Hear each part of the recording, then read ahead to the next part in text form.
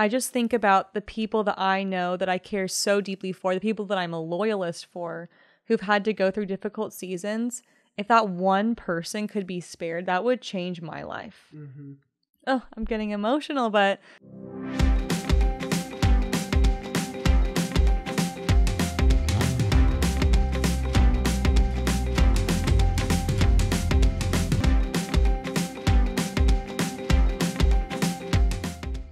Hello, everybody. Welcome to the It Takes Two podcast. This is the first episode that we are starting, and I am very excited. We're the Nakamuras. So crazy. My name is Adrian. And I'm Spencer, if you guys haven't met us before. And this is It Takes Two. This is going to be a marriage podcast, relationship podcast, where we talk about our lives, our relationship.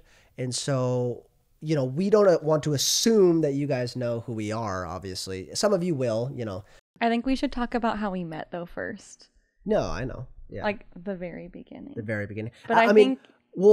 I guess maybe some background of like us individually, because we come from two very different backgrounds. We do, yeah. But why don't you go first? Okay, so I am a first-generation Christian. I got saved when I was 16 years old at a youth group, and...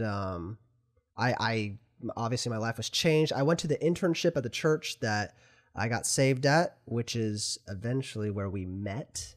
But you grew up believing. I was a heathen. I was a pagan. No, I think that you were an incredible person and you have an incredible family, but just had a different belief structure growing up. But I grew up, I was born on a Thursday. I was in church by Sunday. Are you laughing? It's true. Who knows what day they were born of the week? I actually have looked it up to confirm because my mom will always tell people, like, I had a baby and 3 days later I was in church. Like, you need to be in church. Like, there's no excuse. And so I've looked back on the calendar in 1991 and I actually was born on a Thursday. So I don't know what day I was born. I'm going to look it up while you're talking. Yeah. So I was born on a Thursday and in church by Sunday. My parents... I grew up them as pastors in a lot of different capacities in church. And so, my entire life has been spent in church. And when I was 6 years old, my family moved to the town that we live in and planted a church. It was literally a home Bible study with like 5 people. And now it's grown to like a really incredible church in our community. And yeah, that's been my entire life's work is how I like to call it. Like, it's probably more of my parents' life's work, but... yeah, I've been there the entire time. And so I'm still planted in that church today. We are still in that church today. And that is the place where we met. So it's a really special place to us. Yeah, that's the church I got saved at. And I was born on a Sunday. Oh, so you had the opportunity to just be wheeled right in if you wanted to. But we met. So obviously we met at the church because I got saved at the church. Like I said, I did the internship. And Adrian was obviously there because she's always been there. You were working there as your dad's assistant. Yeah, the big boss man. I was his executive assistant. And so we met. Man, I guess there's so many ways we could tell the whole story. I think you had the first impression of me because I think that you noticed me first. So I think you should go first in that. And then I'll interject when I feel like maybe you're telling it wrong. Okay. Okay. So we always have different sides to this story of how we met. And I don't embellish stories, so you know that you can trust my firsthand account. So I was an intern. I was 18 years old, fresh out of high school, and at Motion Church, obviously. And so we met because obviously, like, I knew who Adrian was because she was on staff and, she was part of the family of Roger and Tina and the senior pastor. So I knew who you were. But we met because you texted me first, and I always like to say that. But I feel like you could say that before. It's not your turn. You knew I was beautiful. Well, obviously. I mean... that's a first impression. Yeah, no, of course. I knew you were beautiful. We can talk about that later. I'm just telling you the beginning of how we met. He hates when I interrupt him, but it's going to happen every week. Oh, man. That is true. We haven't even talked about that. We really haven't talked a lot about this podcast. We've talked about kind of ideas, but I haven't even thought about that. Buckle up, baby. That is like interrupting. We'll get through it. So I get a text from this random number, and I'm like, man, who is this? And it says, hey, Spencer, would love to talk to you in the office pods of the church. So I'm like, all right, whatever. I don't even know who this person is. So I show up, and don't you know, it was Adrian. So I was like, why is Adrian wanting to meet up with me in the office pods? And she sat me down, and she was like, hey, my dad, he really wants to invest in some students, or he wanted a guy to kind of like pour into and help alongside me because, obviously being the senior pastor of a church, he's very busy, but he's always had a huge heart for discipleship. So he's like, hey, Adrian, find me somebody that, he can help me. He can be with you. He can work with you. And then I can help pour into.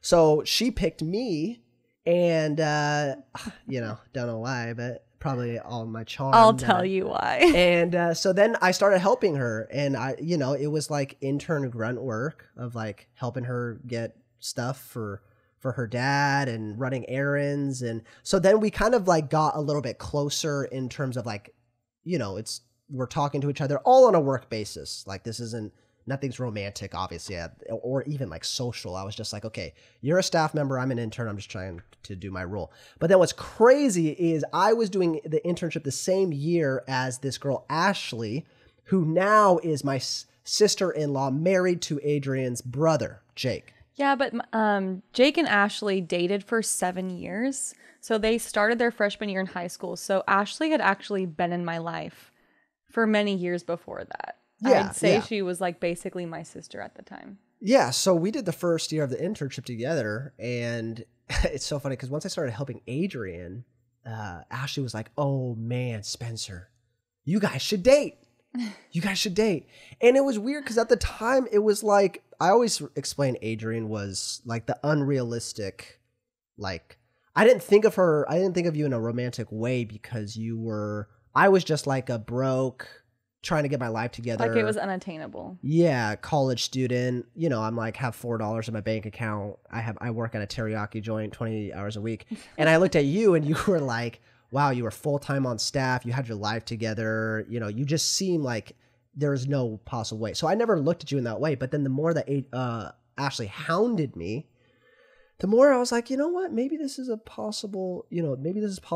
And I can tell the first time I went out on a limb to talk to you. But do you want to go and share your perspective? Let's like go point by point. So I think it's important to say, yes, you were an intern. I was a staff member. I am 3 years older. Scandalous.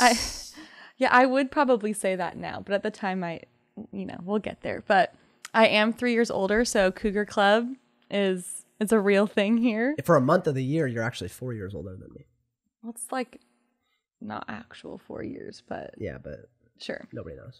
So, as a staff member, I was looking for someone that could help and assist me with my job as the executive assistant, but it had to be a guy because when I'm helping with things it's my dad. So obviously it's okay if we're riding in the car together, if we're one-on-one together because it's my dad. But we do have a policy at our church that men and women aren't going to be alone together if they're not family or if they're not married. And so solid policy, Obviously, we'll talk about that at some point. But yeah, we'll definitely get into that. But so it was important that I found someone to help, but they had to be a guy if he was going to be traveling with him and things like that.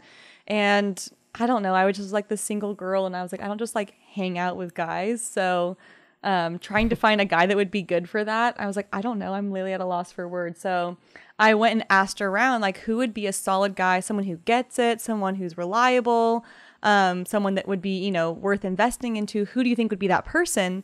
And everyone told me Spencer Nakamura. Anyone that I asked, and I didn't actually know who you were, but I didn't know who you were. I didn't know you at all. That's a lie. We literally we were in this. You knew who I was. No, I did not. Yes, you did. This isn't like a prideful thing for me, but we were literally in the car, like with a group of like 2 other people before. Oh, you're talking about that one time. I think we were with like Fu or somebody. Yeah, but like I honestly don't. I have that memory, but you're not in it. I was one of 3. I was one of 3 people in a car with you, and you. Yeah, but like I didn't like know you. I knew the other people, and you were kind of like. But we met. We like talked to each other before. Whatever. It's not. I'm glad it was so memorable for you. So yeah, basically he was the only recommendation I got. So I thought, obviously this is a great person. I'm going to message him and ask if he'll meet and if he'll join my team and serve in that way. And yeah, I thought it was no big deal. So I just messaged him and asked to meet in a public place.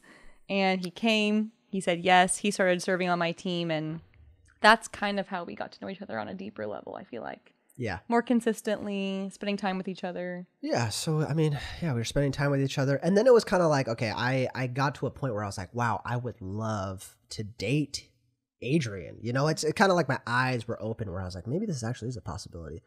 So then, you know, I kind of went out of my way to talk to her, work related, but not work related. Like I would go out of my way to do errands for Roger or her, acting like I was like going above and beyond as a, you know, intern. But in reality, I just wanted to talk to you more. He was like, I've got the big bag of mints. Yeah, I was like, I know.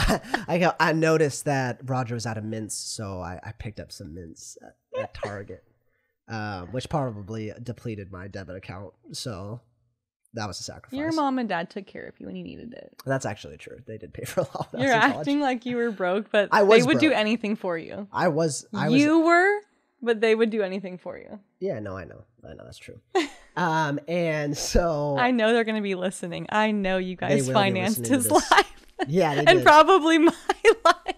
No. When we were dating, they did not finance anything. I was self-sufficient by the time we were dating. Okay. I was still broke because all my money went towards you, but I didn't get any money from my parents when we started dating.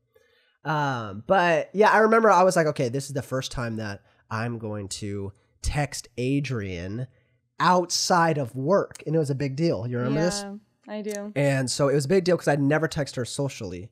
So I was like, ooh, I was nervous. And we were at a Mariners game with our internship, and I was with Ashley, same Ashley.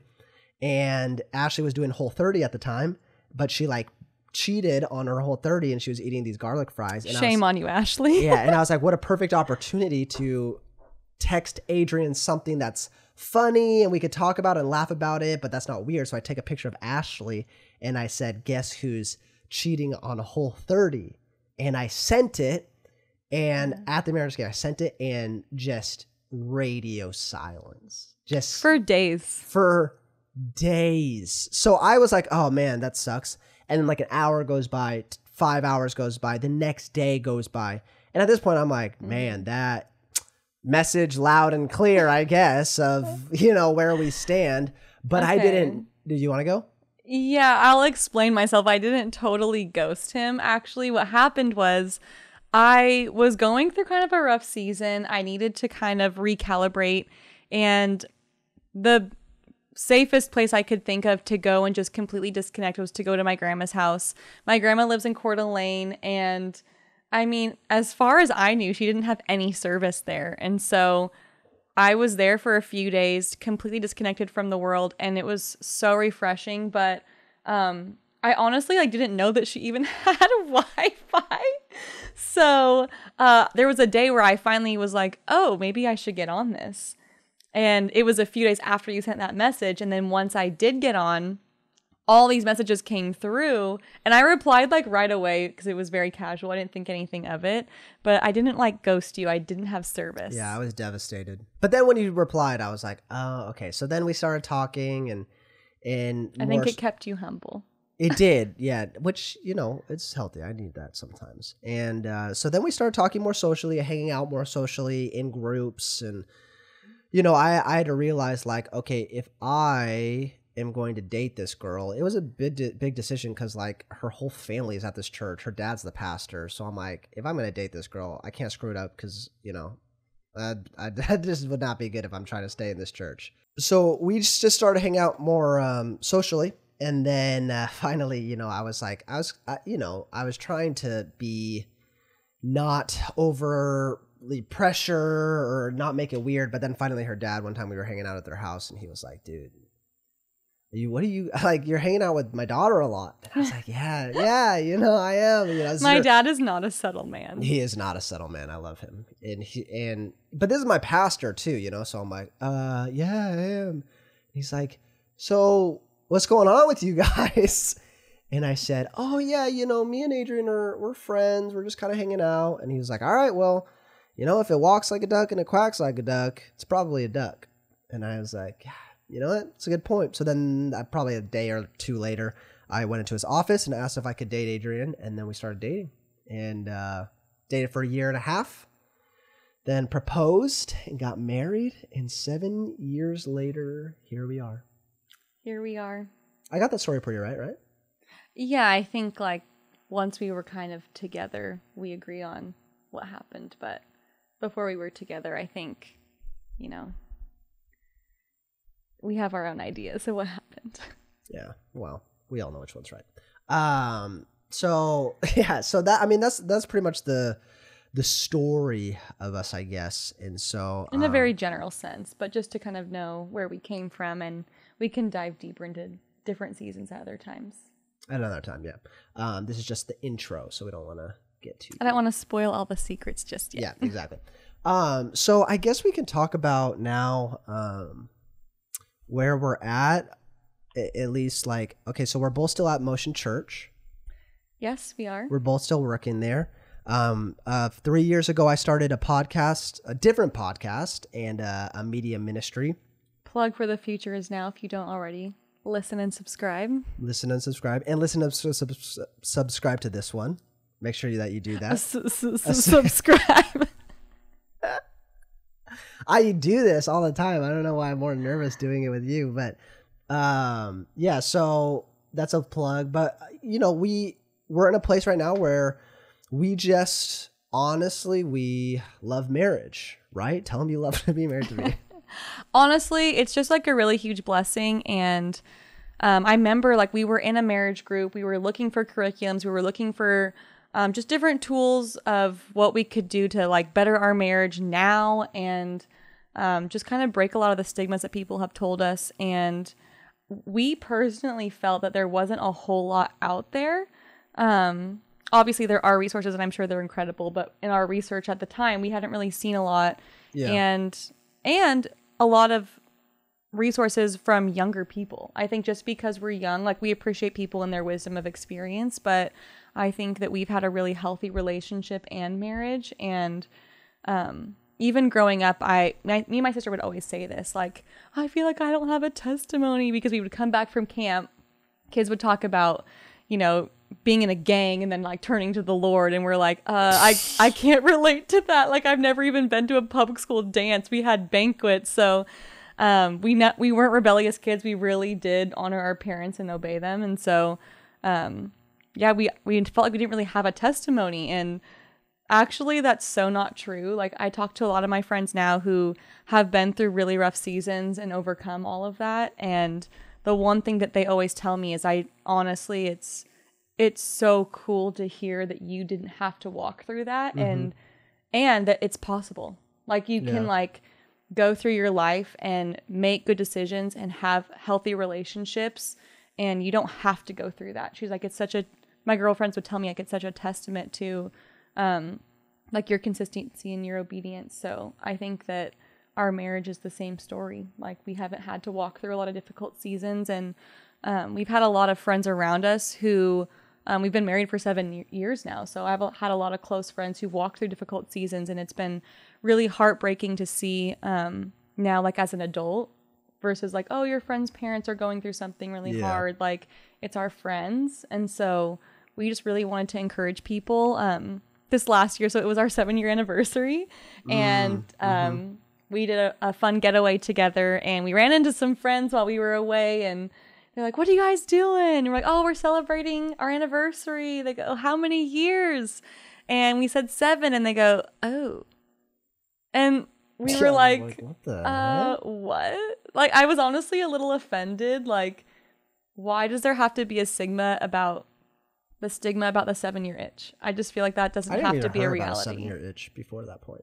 Well, the Marilyn Monroe movie, I definitely know, but yeah, I don't know. But yeah, I mean, when we got married even. I mean, that's kind of like the story of our marriage. A lot of it is like, I feel number one, I don't know why all like the marriage podcasts or resources out there, everybody's like 60 years old or 70 years old. They're like, not ancient, but I'm just saying like a lot of messaging for marriages is like, hey, it sucks now, but it'll get good later. It's like all this marriage. I'm not hating on marriage testimonies of like that. I'm not hating on like broken marriages that get restored. I'm just saying like, hey, we've been married 7 years. It's not that long of a time. It's a good amount, but like we have had so much fun in our marriage and it's been amazing. Well, yeah. And I remember when we got engaged and right before we got married, everyone told us like your first year of marriage is going to be the hardest year and like, just buckle up. And we were both like, oh shoot. And I remember we got to our first anniversary and we always like to recount like, what were your favorite memories of our first year? And we were like, I think everyone told us it would be so hard. And I don't think we experienced that. That was the best year of our life. That's literally what we said. Yeah. We were like, wait, we were kind of like bracing ourselves the whole year for, all right, everybody said this is going to be really hard, but like we're having an awesome time. Like even for silly things like you're living with a boy, it's going to be super hard. Yeah. Like it didn't have to mean everything serious. It could have, but we didn't have a lot of baggage to unpack because I think we did a lot of work prior. So our first year was like really fun. And so I don't know. Second year was awful, but then it got better. We haven't had anything like that. You're so drama. But I don't. So, part of this podcast is also just like, man, I don't know why people can't just like talk about why marriage is fun and it's the best thing ever. And yes, it is difficult at times, but like, I don't know. I get so sick of the messaging of even like the Christian church that's like marriage is so hard and it almost is like off-putting. Like, why would I want to get married if everybody I look around that's married is miserable? It just like, why? It makes me mad. So we're making this a podcast because it's like, hey, we're going to be lighthearted. We're going to be fun. We're going to try and at least teach what we've learned through 7 years, what's worked for us. We're by no means an expert in anything, but I feel like we do marriage pretty well and we love each other and support each other and have fun doing it. So if anything can be a little bit of a perspective for other people, I would just love for this podcast to be filled with people that have hope for marriage. Yeah, I think we just wanted to have like casual conversations. And it can be about like real serious things, but it can also be lighthearted and fun. Like I really want it to like really encourage and bless people. And I think that it will. I think we've seen such a good response. We only like told everyone about a week ago, like we're starting a podcast. And I don't know, I think we got a lot of really good response from that, which was thank you so much to everyone who supported us so far without even listening. You're like, yes, I'm down. I can't wait for the first episode. And I was like, you don't even know what I'm going to say. But yeah, I really believe it's going to be a blessing to people. And I think it's going to be a lot of fun. Yeah. So we'll talk about all different types of topics. But hopefully, you guys can follow along. We'll try and do resources eventually. We talked about doing like discussion guides after episodes, which would be really cool. But it's more like, hey, why don't you guys have a glimpse into just conversations about different things from our lives? And hopefully that encourages you in one way or another. Because I think that marriage is awesome. I think that it is the second most important decision that you'll ever make in your life, apart from salvation, because we've even seen like people marry losers, and it's like, dang, you. Well, it's not even like that. There are issues and drama, but Adrian's my like, what's that called? I'll say something, and Adrian will be like, "Well, guys, what he means by that is, well, you can marry someone, and he can be a loser." What? I'm just saying. You don't have to have like moral issues like go on in your marriage, but you can have someone that it's like, this person is so cool and like, how did you guys like end up together? You know? And listen, you don't have to stay a loser. I'm just saying like I'm just trying to say some people they jump into marriage too fast and it really drags the other person down. So we have to realize that marriage is an insanely important decision that you shouldn't jump into. right? Okay, you should think about it. You should really consider your future. You consider everything when you're going into marriage. And also, at the same exact time, it's awesome. And if you pick the right person, and we can talk about who that person is, at another episode or whatever. But well, it's you for me. I'll just say that. Well, thank you. Jury's still out on you, but I don't know. No, it's not.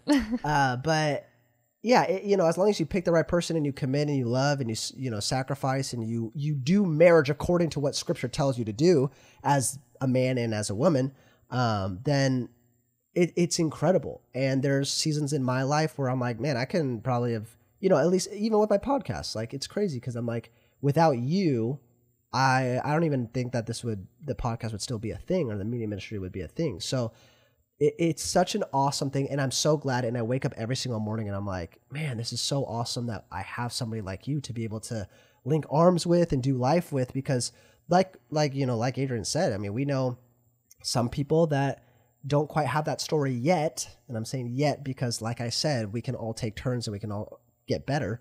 But I just think like, man, how stressful and crazy would life be if like I had all of this going on in my life and then I didn't have somebody that I was like, man, I'm so proud of them and I love them for who they are and they support me. So that's just the hope. That's the prayer. The prayer is we would get better at marriage, everybody listening, watching. Maybe you're not married and you're hoping out there. My hope for you is that you would get married and it would be awesome because... And take the season to prepare too. I've talked to a lot of young girls recently that are in that season, and my biggest point to them is just be content in your season. I think that you have an opportunity to really just invest in yourself, invest in your relationship with the Lord. And I think if you can really become healthy yourself, you'll attract a healthy person and you'll have a healthy marriage. I think people really overcomplicate things. And it doesn't have to be that complicated. Like it's not easy sometimes, but it's not complicated. My dad always says that. It's not complicated, it's just really hard. Yeah, absolutely. And I think that's really true about marriage in general. Yeah. So we'll go into more topics in later episodes. We don't want to take forever on this episode, but I don't even know how long we've been going.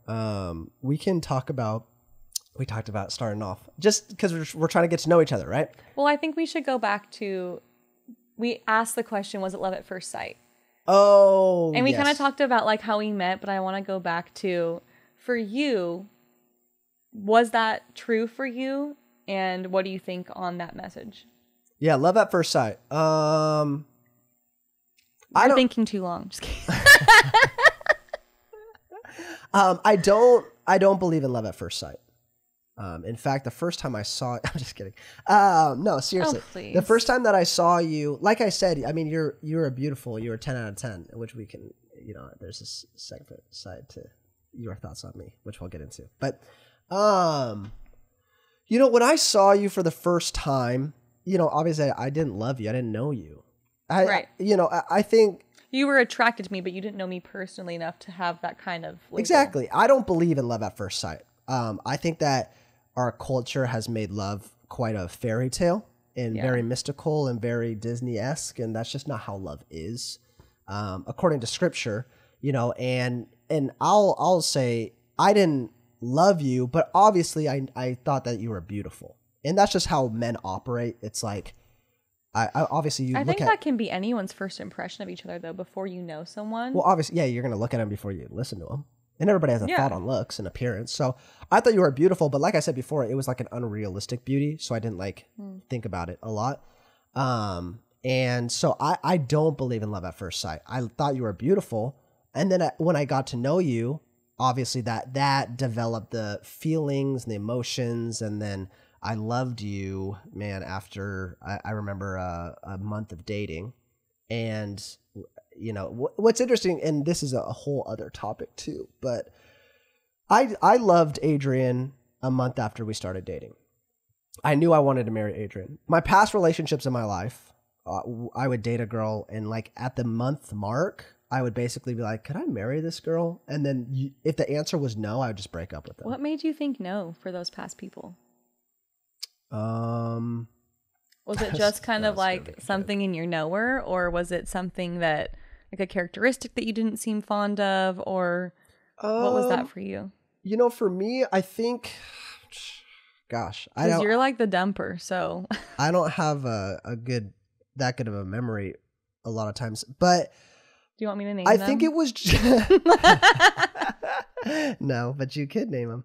I think for me, it was just like, hey, could I live life? Like, it wasn't anything about attraction or how do I like spending time with them? Because obviously you do if you're dating. But I think like realistically, I was thinking like, could I picture myself, literally every single day for the rest of my life being with this person? And usually it was like, oh, I don't think so. So I would break up with them. Like I would literally say, oh no, I couldn't. So I would break up with them. So my longest relationship before Adrian was a month.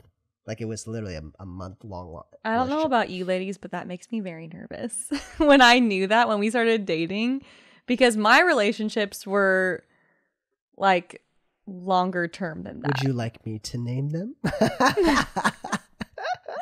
No, perhaps not.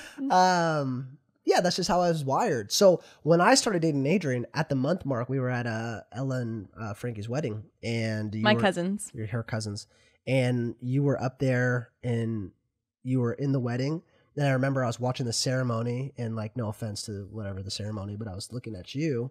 And before then, it was a fun day because before then we had ran and got you McDonald's. You remember that? Yes. She was starving. Weddings are like, people don't think about days. Like eating during that day. Yeah, long days. Ever. So we ran, we got McDonald's. It was fun. We were laughing. And then I remember looking at you when you were in the wedding and the ceremony was going on. And in my head, I was like, man, I think I could spend the rest of my life with this girl. And then I was like, man, I love this. I love Adrian, right? So, but what's crazy is I knew I loved Adrian, wanted to spend the rest of my life with her a month into dating, but I didn't tell her I loved her until like 6 months into dating. Yeah. And I think that's another topic that we can talk about in terms of wisdom and not pouring out your heart and telling someone that the Lord told you that they were going to get married on day 2. But I don't believe in love at first sight. I think it's like I think it's a fairy tale. I think it's a myth. And I think it like gives people a cop out to actually putting in real work in their marriage. But you're like, actually, I do believe in it. No, I mean, I didn't really think of you that way when I first met you. Like, I honestly, like, you're like, oh, she was beautiful. I'm like, I didn't really like have any thoughts like that. We joke like there was this guy that I thought was really cute on our worship team. She liked this guy while I liked her right when I first started liking her. Okay, but it wasn't known.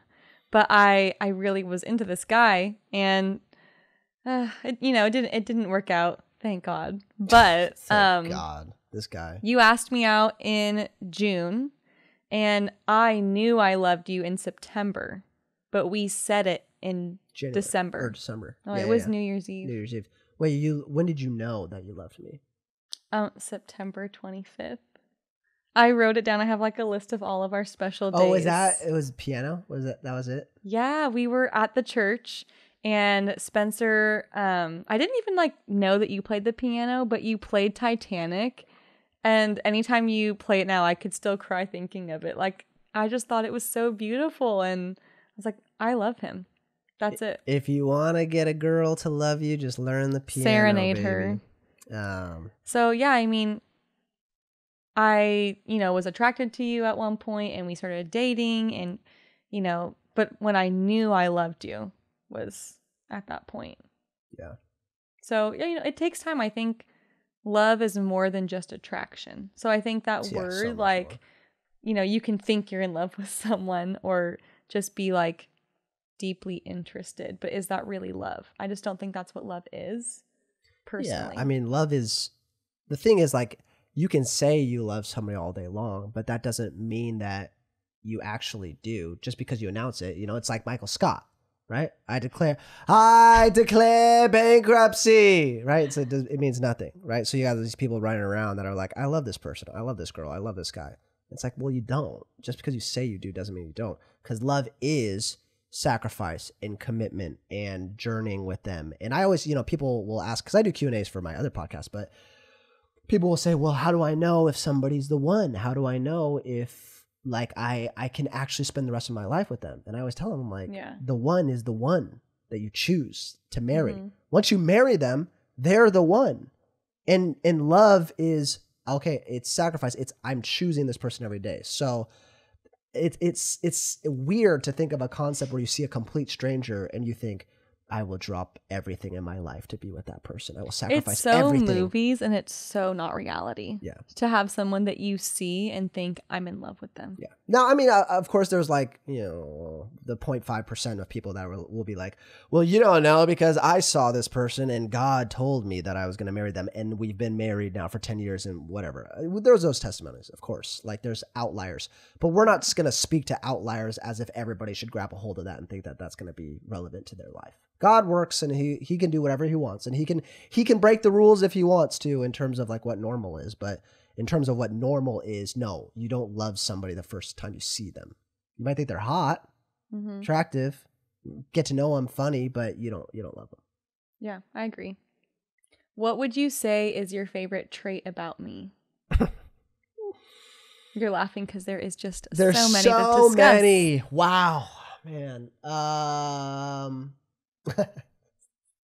Nothing. I was gonna be stupid. Don't be stupid. Trait as in like character or personality or yeah, let's do physical and let's do personality. Okay. I would say my favorite trait physically about you. I can tell that you're fighting to not be stupid. No, I'm just like I know this is a marriage podcast, but like we're trying to keep it, semi respectable. There's people that aren't married that are going to be watching this, so I think you can understand where we're going with this, but we're not going to go there. Not today. I would say your eyes. They're just I have like poop brown eyes, so I love your eyes because they're such an awesome I have color. Hazel eyes for people wondering online. So I would say your eyes. That's at least what caught my attention first was your eyes when I was talking to you, and your person. I mean, I don't know. I could talk all day on this, but I would say one of my favorite things about you is your loyalty. Adrian is honestly, and I'm not exaggerating. I know like people, I'm not exaggerating. Adrian's probably the most loyal person I've ever met in my entire life. And I have to agree. Yeah, she will take your offense. She'll literally probably to a point of unhealth, but we're working on that. Yeah, no, I mean like we're all in process, but if like in my ministry, I can't let her see my comments of people that don't like me because I'm afraid that she'll track them down. She'll literally look their address up online and go track them down. And I have done such things before, but growth, right, Emma? Right. That's my sister, which I don't even know what that even means. We have inside jokes now. Oh, okay.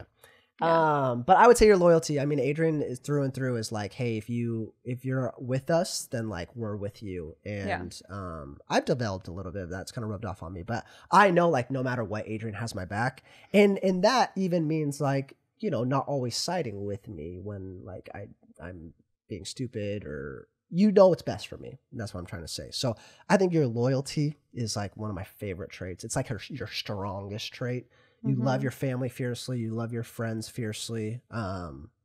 You're defensive of all of them.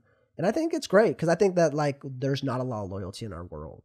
Like nowadays, I think it's like because of social media, because of a lot of different things, it's kind of like a lot of things are surface level and fickle. But you would like if your friend that was close to you in Florida was like, hey, I'm having a bad time, this and that, you'd be like, all right, I'll get on a flight and I'll go. Absolutely. And that's who you are. So I think that'd be my favorite thing about you. Now my turn. What do you like about me? I like lots of things about you, but I think that she's reading a teleprompter right now. I'm not. My favorite physical traits of you, I love your smile. My mom was really big on people's smiles, telling me that she used to work in the dental field. And I don't know if she said this about you, but for someone else, she was like, oh, he has the best teeth. But I have pretty good teeth. You do have good teeth. Thank you for braces. Thank you, Wayne. Thank you, Wayne. The financer of my life. That's Spencer's dad. I love your smile and I love your hair. When I was in beauty school, I was like, I just can't have this profession the rest of my life and be married to a man that has no hair. Yeah. How can I help you? I take pride in that. I think that's my favorite trait about myself. Is my hair. I didn't ask you that. Okay. Just kidding. But yeah, your hair and your smile, I think, are my favorite physical traits about you. And character-wise, I would say I think that you're really wise, and I think a lot of people would agree with me on that.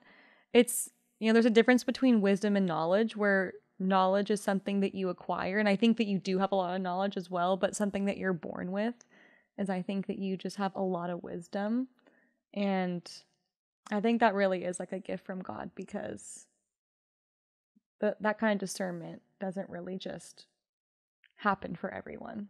I think you always have really good things to say, and I come to you a lot with advice, or if anyone comes to me for advice, I'm like, let me bounce that off my husband, because I think he'll really correct us if we need it. So I really admire that about you, but I also think that you're really patient. Wow, you're just rattling them off. I only gave you one. Yeah, but I feel like these are like the top contenders, and I couldn't really pick one or the other. But, I have had a lot of growing to do, I think, in areas, and I think that you're really patient with me, and I don't know. I just think that says a lot about you, and I think that says a lot about who I am now because of how you treat me. Yeah, I wish I could take credit for the patience, but I think it's just something I was born with. I mean, my dad, right? It's like, something happens and you're like, nah, whatever. But yeah, definitely. Yeah, that makes sense. Yeah, what did you just say? You reminded me of something you were saying. Advice. We can get to that in another episode as well, but thank you for saying that. You're welcome. Because sometimes, as a guy, it's like you always want to solve something, and so sometimes I will tell you though, like, hey, I don't want a solution. Yeah. I just want you to listen. But I have learned that I need to say that. Yeah, there's a lot of times before there's a disconnect, because Adrian would be like, oh my gosh, my day. And I'm like, what happened to your day? And she's like, this happened and this happened. I'm like, oh, well, why are you freaking out about this? Just do this, this, and this. Yeah. And she's like, I don't need your advice. I'm like, oh, well, then why would you tell me I just need what's to going on? I need to vent, and I need to do it in a safe place. And sometimes it's like I'm not ready to process the information. I have to like get it all out. Like I'm like a thinker. Sometimes when we're having disagreements, I don't want to like resolve it right now. Like let me think about how I'm feeling and think about what I want to say, so that I'm more calculated with my words versus emotional. Mm-hmm. So sometimes when I'm feeling a lot of emotions, I don't know if that's true for a lot of other women as well, but yeah, that just reminded me. We'll talk about that on another episode. We have a lot of things to talk about. So many things to discuss. So many things. I think, we'll go topic by topic to come, but I guess we can wrap it up by, maybe what do you hope that this podcast would accomplish? Like, what do you see 5 years, 10 years, maybe people that are listening? I guess, like, what is it that would make you excited about this that we're starting? I think when you talk about a lot of aspirations in the Christian realm, it's like you want to put on a service, and it's if even one person gets saved, then it's worth it. Mm-hmm. So if we're putting out this content and it helps one person, I just think about the people that I know that I care so deeply for, the people that I'm a loyalist for, who've had to go through difficult seasons. If that one person could be spared, that would change my life. Mm-hmm. Oh, I'm getting emotional, but like, because I'm so attached to my people, if one person could have been spared that experience, my life, and it's not even happening to me, but my life would be vastly different. So if this podcast can affect one person and save their marriage or protect them from harmful relationships, I think that's like my biggest heart. Of course, I hope it's more than one person, but I think that all of it would be worth it if it would just save one person. But we talked about, and you said this earlier, that maybe in the future we'll have like discussion guides or a way to make this into more of a group format, because we want to be able to give more resources for people. So not like, oh, I have so much to say and I'm so incredibly wise, but I think that we want to be a resource to people. I think that's the biggest heart, at least for me, and I think from what we've talked about. Yeah, that's good. I don't even gonna say anything after that because that's good. And amen. Amen, sister. Great. So, our hope is, number one, that you would kind of journey with us on this podcast, that you would engage with us, that you would share it, that you would subscribe, you would like it, you would do everything you can to get this resource out into the world, because we believe in it. And we're not going to act like we're perfect up here. We're not going to act like, there's not faults in our lives, but we believe that God has given us this call to be this type of resource. So we're excited about it, and I hope that you are too. We'll be doing weekly episodes, kind of like this, conversationally, and we just hope that you'll learn something and you'll grow. And whether you're single, looking to date, whether you're dating, looking to marry, or whether you're in a marriage and it's awesome or it's not, hopefully we can just be a small part in sharing some perspective that would help you along the way. Something that we talked about we wanted to do maybe for our next episode is answer some Q&As. And so if you go to our Instagram, Takes Two Podcast, there's a link on there for anonymous Q&A. So if you want to remain anonymous, we want to be able to answer your questions. So make sure that you look at that link. And if you are on YouTube, then you can leave a comment if you want. Leave a comment letting us know a question or what you think about the episode. And as well, if you're listening on Apple or Spotify, make sure that you guys scroll down and leave a 5-star review and leave a written review, because that's kind of what grows this podcast and gets it out to people that need it. So we love all of you guys that are listening. Thank you for just being willing to listen to us ramble on. Thank you. And trusting our voice in this subject. So we'll see you guys in the episodes to come. We're excited for it. Thank you for being a part of It Takes Two.